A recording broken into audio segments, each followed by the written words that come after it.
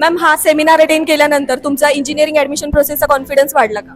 हा yes, actually ते knowledge जे दिलं आहे ना, प्रोसेस खूपच चांगलं एक्सप्लेन केलं आणि ते भरपूर बेनिफिट आहे. कारण आम्हाला एवढं अवेअरनेस नव्हतं जेवढं इथे सांगितलं आहे ते.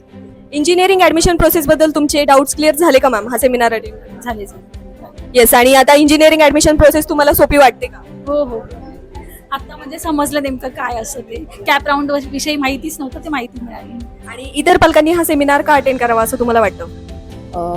हेच की मी सुद्धा म्हणजे इथे यायच्या आधी मी पण खूप कन्फ्यूज होती की कसं कॉलेज निवडायचं, मिळेल की नाही, पर्सेंटेज काय वगैरे ह्या सगळ्या गोष्टी होत्या. पण इथे आल्यानंतर सरांनी जे एकदम सगळं व्यवस्थित एक्सप्लेन केले की कमी पर्सेंट असलेल्या मुलांना पण मिळू शकते, असं काही नाही की सगळे म्हणजे 90च्या अबोव त्यांनाच मिळणार. तर हे बेसिक आपल्याला भीती असते की कारण काही ॲव्हरेज स्टुडंट पण असतात ना, सगळेच असं नाही की त्यांना 90 अबोव पर्सेंटेज असते. त्यामुळे ही गोष्ट कळली की ॲडमिशन तर मिळणारच आहे. त्यामुळे जरा कॉन्फिडन्स आला की बाबा काही प्रॉब्लेम नाही आहे.